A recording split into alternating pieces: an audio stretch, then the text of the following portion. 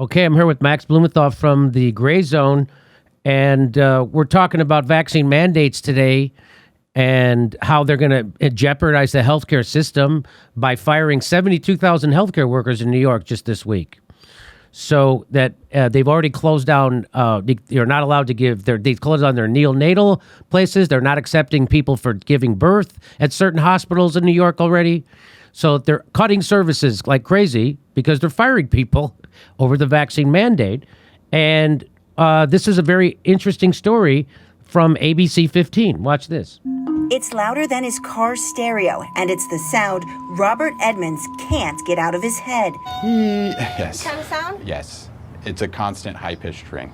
This federal government employee came to Phoenix seeking a specialist, hoping for belief and relief for tinnitus that he says developed after receiving his COVID-19 vaccine. In Seattle, George Hu is kind of a COVID hero, helping create COVIDWA.com, a vaccine finder site for his entire state. George got his shot in February. The very next morning, I noticed I started having what felt like congestion in my ear.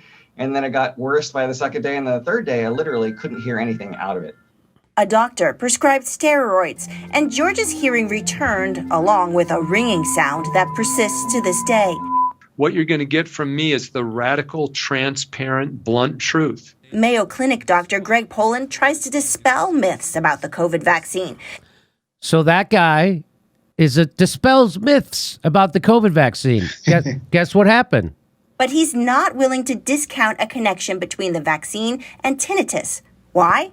He got it too. I can't tell with absolute confidence that it was a result of the vaccine. I can only say that it happened an hour and a half after getting the vaccine. The ABC 15 investigators heard from people all over the country who said they reported sudden or worsening tinnitus to the CDC's Vaccine Adverse Event Reporting System, VAERS. In all, more than 10,000 Americans, including 217 Arizonans, reported. That's 1 out of every 21,000 people who got the COVID-19 vaccine. It probably represents what's called an off-target inflammatory condition. Dr. Elizabeth Connick agrees. She's chief of infectious diseases at the University of Arizona. Well, they're not making it up, and it's very important not to have them feel marginalized. The European Union's equivalent to the FDA, called the European Medicines Agency, looked at data from both clinical trials and the initial vaccine rollout. And they're now recommending the Johnson & Johnson-Janssen COVID-19 vaccine add tinnitus to its list of possible side effects. Here in the U.S., the FDA and CDC have also been looking at the data, and they've actually associated the vaccine with several rare but serious potential adverse health effects, except tinnitus. They say there's no causal relationship between this condition and the vaccine.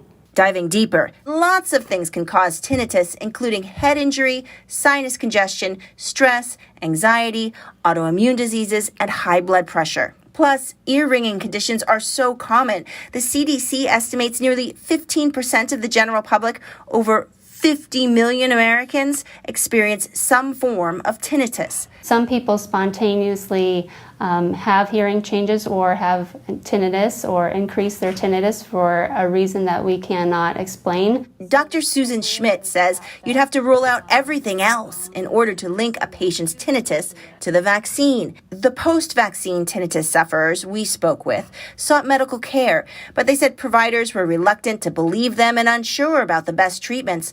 Online support groups also hit roadblocks. George says Facebook shut down his group. This is something that some people think is misinformation, but it is the truth. It is actually happening. Some medical providers urge the FDA, CDC, and researchers to be open-minded and fully investigate these vaccine recipients' symptoms. If there are side effects, we need to educate the public about them. We need to know about them so we can give people the right advice. Now, 6 months after his latest COVID shot, Robert's tinnitus has quieted significantly. Knowing what you know now, would you have gotten the vaccine? I would have gotten the vaccine. I just wish my doctors knew how to treat it, and I wish I knew to go and see a doctor sooner. The ABC 15 investigators also contacted the vaccine manufacturers, Moderna, Pfizer, and Johnson & Johnson. All three urge people to report adverse events that could potentially be associated with the vaccine. Pfizer added that there's no evidence that tinnitus is associated with its vaccine. And Johnson & Johnson also said this, that it strongly supports raising awareness of signs and symptoms of these rare events so they can be identified and treated. It's also working closely with the FDA to assess potential updates to its fact sheet. Katie. So let me bring in Max Blumenthal. So again, in the reason why this is super important right now at this moment is because vaccine mandates, you're being mandated to take that. You're being mandated to take that, even though in the previous segment we showed that the new paper came out now that says that they're not doing the injections correctly. They're being mandated. They're going to fire 72,000 healthcare workers this week in New York City alone. And so, let me bring in Max. Max, it seems like this can only this is not about health. Go ahead, Max. Well, just personally, my issue with the mandates and the passports is based on civil liberties and respecting and protecting workers. It doesn't stem exclusively or primarily from the fear of adverse effects of the vaccine, but for those workers, that's for many of them, that is where it comes from. And whether it's rational or not, their bodily autonomy can't just be thrown away along with their rights as workers, along with their constitutional rights. And so we're throwing it all away here. And we've seen very politicized decisions being made that skirt medical recommendations from top officials that take into account these adverse effects. So forget about what I think right now and consider what Chris Whitty, who is the chief medical officer in England, said about the risk of myocarditis in 12 to 15-year-olds, which is that they're 6 times more likely to develop it from the vaccine than from getting COVID, than from being hospitalized with COVID. So they have sorry, that's not Chris Whitty. It's a major study, is a major study in the UK, and it tracks with that contradicts what the UK government has advised, and it contradicts the Joint Committee on Vaccination and Immunization in the UK, which found, based on its own medical advice, I mean, this is a panel of medical experts that found that the margin of benefit for jabbing 12 to 15-year-olds was too small, and there was a low risk of children from the virus.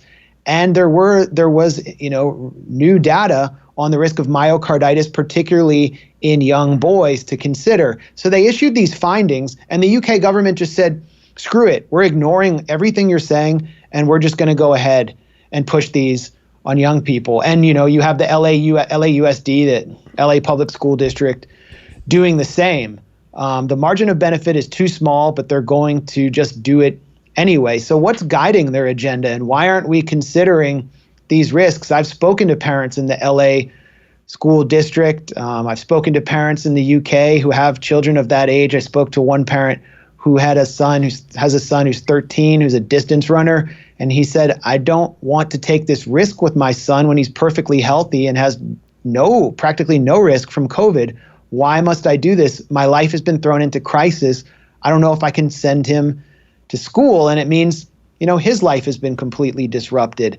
So people should show at least some empathy for these parents and consider the recommendations and statements of high-level public health officials that contradict the politicized agenda being advanced by elected politicians. Well said. Okay. Yes, my vaccine mandates, I'm with Dr. Fauci from last year. I'm with Nancy Pelosi and Joe Biden. Last year there was an election. I mean, last year Biden had to win. Yeah. I mean, if Biden had revealed his full agenda last year, I don't think he'd be in the White House. Right. But then, they proceed to freak everyone out so much. I mean, you can really feel that the fear porn has ratcheted up to unprecedented levels under Biden, that people are more divided under Biden. Many people voted for Biden just to get out of that, the Trump era atmosphere of feeling like every day was a new catastrophe and that Russia was, hacking into our REM sleep and, there was an insurrection the QAnon insiders were going to attack America. Every day there was a new media crisis, and a lot of people thought we could just return to normal. And under Biden, it's gotten worse. Feels like it's only intensified. Well, did you see what happened to Russell Brand? I'm going to cover this tomorrow. So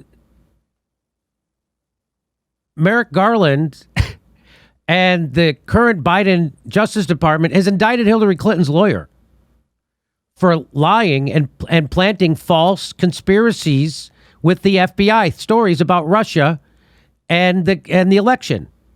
They were planting false stories and lying to the FBI that he said he didn't work with Hillary Clinton or anybody because he was lying. And so now he's been indicted for that. And Russell Brand covered it. And he was trending last night on Twitter, everyone shitting on him like he's a Trumper. Russell Brand, who couldn't be farther from a Trumper. Yeah. He's a key figure in Occupy. Yeah, and sort of one of the main celebrity influencers. And so now he's canceled. He's persona non grata. He's Alex Jones now, Russell Brand, because he covered a story that the rest of the media isn't covering. Just like when I tweeted out that study from the CDC, from the NIH about ivermectin. Yeah, but I mean, it's a certain sector of the, like, I don't even want to call it left, but it's sort of liberal or progressive media. It's a certain sector of it that attacked you that I don't think is really reflective of anything. I think who's attacking Russell Brand. It's a lot of those, like, Sally Albright bot farm kind of accounts. They're really threatened by any public figure speaking up about that or Hunter Biden's laptop.